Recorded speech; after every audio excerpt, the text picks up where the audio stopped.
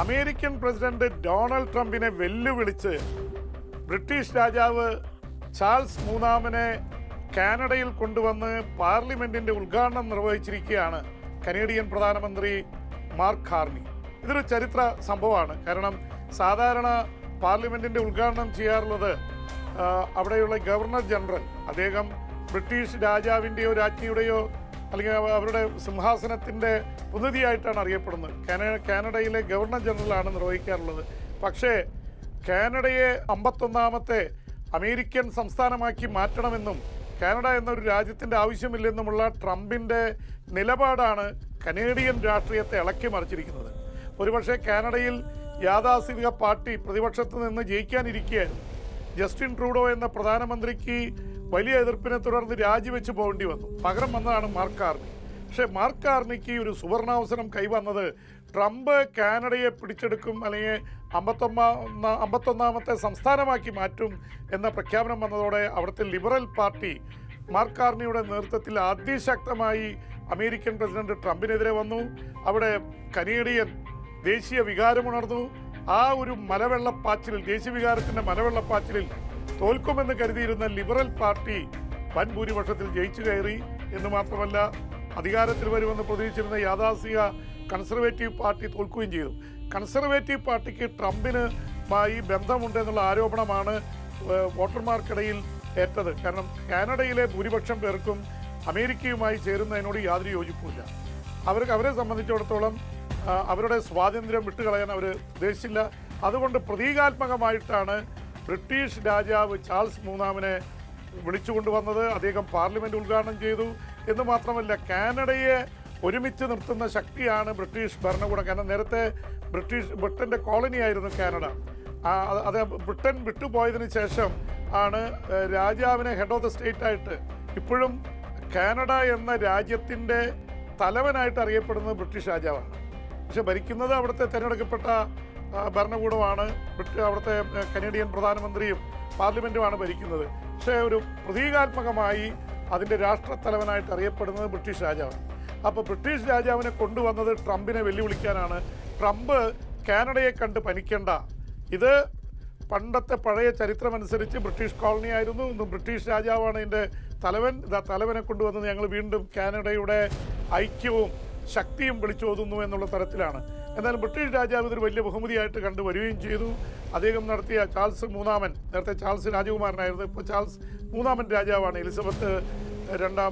Elizabeth രാജ്ഞി കാലം ചെയ്തതിന് ശേഷം ഉണ്ടായിട്ടുള്ള ഒരു ചേഞ്ചാണ്, നമുക്കൊക്കെ അറിയാവുന്നതാണ്.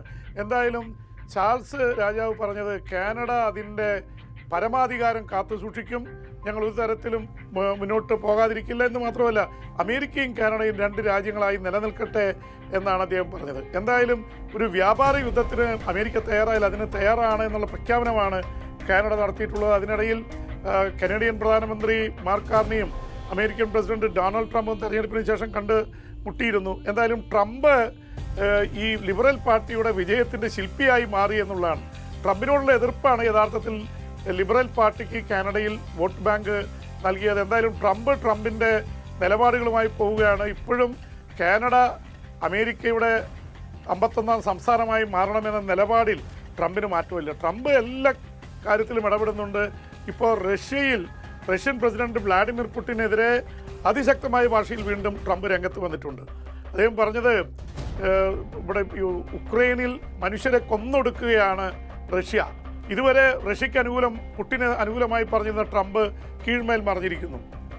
അദ്ദേഹം പറയുന്നത് ഇനി ഉപരോധം പ്രഖ്യാപിക്കാതെ വയ്യ, യൂറോപ്യൻ രാജ്യങ്ങളോട് ചേർന്ന് റഷ്യക്കെതിരെ കൂടുതൽ ഉപരോധം തങ്ങൾ പ്രഖ്യാപിക്കും എന്ന് തന്നെയാണ് ട്രംപ് പറഞ്ഞുകൊണ്ടിരിക്കുന്നത്. എന്നാലും യുക്രൈൻ യുദ്ധത്തിൽ ട്രംപ് ഒളിഞ്ഞും തെളിഞ്ഞും, നേരത്തെ വ്ളാഡിമിർ സെലൻസ്കിക്കെതിരെയായിരുന്നു, സെലൻസ്കിയാണ് യുദ്ധമുണ്ടാക്കിയതും അത് തീർക്കാൻ പ്രശ്നമുണ്ടാക്കുന്നതെന്ന് പറഞ്ഞ് കുറ്റപ്പെടുത്തി അപമാനിച്ച് വൈറ്റ് ഹൗസിൽ നിന്ന് വിട്ടതാണ് വ്ളാഡിമിർ സെലൻസ്കിയെ, യുക്രൈൻ പ്രസിഡന്റിനെ. അപ്പോൾ അദ്ദേഹം അല്പം മാറിയിരിക്കുന്നു. വ്ളാഡിമിർ സെലൻസ്കിയുമായി വത്തിക്കാനിൽ വെച്ച് കണ്ടിരുന്നു. അതിനുശേഷം പിന്നീട് JD വാൻസും സെലൻസ്കിയും തമ്മിൽ കണ്ടുമുട്ടിയിരുന്നു വത്തിക്കാനിൽ തന്നെ, പുതിയ മാർപ്പാപ്പയുടെ സ്ഥാനാരോഹണ സമയത്ത്. അപ്പോൾ ഇതെല്ലാം കൂട്ടി വായിക്കുമ്പോൾ വീണ്ടും ഉക്രൈൻ അനുകൂലമായിട്ടുള്ള നിലപാടിലേക്ക് അമേരിക്ക നീങ്ങുകയാണ്. അതിന് അമേരിക്കയ്ക്ക് ഒരു ന്യായം കൂടിയുണ്ട്. ഉക്രൈനുമായി ഉടക്കിയെങ്കിലും പിന്നീട് ധാതു നിക്ഷേപം സംബന്ധിച്ച് ഉക്രൈനും അമേരിക്കയും തമ്മിൽ കരാറിൽ ഒപ്പിട്ടിരിക്കുകയാണ്. അപ്പോൾ ഇനി ഉക്രൈനിൽ കയറി റഷ്യ ആക്രമിക്കുന്നത് അമേരിക്കയ്ക്ക് സഹിക്കാൻ പറ്റില്ല. കാരണം അമേരിക്കയുടെ സാമ്പത്തിക താല്പര്യങ്ങൾക്ക് വിരുദ്ധമായിട്ടാണത് സംഭവിക്കുക. എന്തായാലും ലോകമെമ്പാടും ലോകക്രമം തന്നെ മാറ്റിമറിക്കുന്ന രീതിയിലാണ് ട്രംപ് പെരുമാറിക്കൊണ്ടിരിക്കുന്നത്. ഇത് എവിടെ ചെന്നെത്തും എന്നറിയില്ല. എന്തായാലും ഡൊണാൾഡ് ട്രംപിനെ പേടിച്ച് വൈറ്റ് ഹൗസിലേക്ക് പോലും പോകാൻ പേടിക്കുന്ന തരത്തിലേക്കാണ് കാര്യങ്ങൾ. വ്ളോഡിമിർ സെലൻസ്കി അപമാനിച്ചു വിട്ടു. കഴിഞ്ഞ ദിവസം ദക്ഷിണാഫ്രിക്കൻ പ്രസിഡന്റ് സിറിൽ റാമഫോസ വന്നപ്പോൾ അദ്ദേഹത്തെ വെള്ളക്കാരെ ദക്ഷിണാഫ്രിക്കയിൽ പീഡിപ്പിക്കുന്നുവെന്ന ആരോപണമുയർത്തി അദ്ദേഹവുമായിട്ട് ഏറ്റുമുട്ടി ട്രംപ്. അപ്പോൾ ട്രംപ് എല്ലായിടത്തും തൻ്റെ ശക്തിയും അതുപോലെ തന്നെ തൻ്റെ അധികാരവും ഉറപ്പിക്കാനുള്ള ശ്രമത്തിലാണ്. അത് എവിടം വരെ പോകുമെന്നറിയില്ല. ചൈനയുമായിട്ട് വ്യാപാര യുദ്ധം പ്രഖ്യാപിച്ചെങ്കിൽ ഇപ്പോൾ തൽക്കാലം ഒരു വെടിനിർത്തൽ നടത്തിയിരിക്കുകയാണ്. ഇന്ത്യയോടും സുഹൃത്ബന്ധം പറയുമ്പോൾ തന്നെ ഇന്ത്യയുടെ പല നിലപാടുകളെയും ട്രംപ് ചോദ്യം ചെയ്യുന്നു.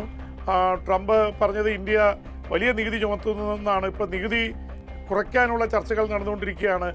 ഐഫോൺ ഫാക്ടറി ഇന്ത്യയിൽ നിന്ന് മാറ്റണം, അത് അമേരിക്കയിൽ സ്ഥാപിക്കണമെന്ന് ട്രംപ് ആവശ്യപ്പെട്ടു.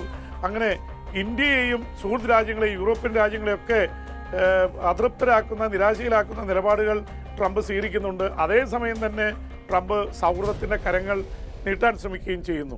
അപ്പോൾ വിടക്കാക്കി തനിക്കാക്കുക എന്നുള്ള ഒരു ശൈലിയാണ് ട്രംപ് കാനഡയുടെ കാര്യത്തിലായാലും ഉക്രൈൻ്റെ കാര്യത്തിലായാലും റഷ്യയുടെ കാര്യത്തിലായാലും ലോകമെമ്പാടുമുള്ള രാജ്യങ്ങളോടുള്ള നിലപാടിൽ സ്വീകരിച്ചിരിക്കുന്ന കച്ചവട തന്ത്രം പുറത്തെടുക്കുകയാണ് ട്രംപ്.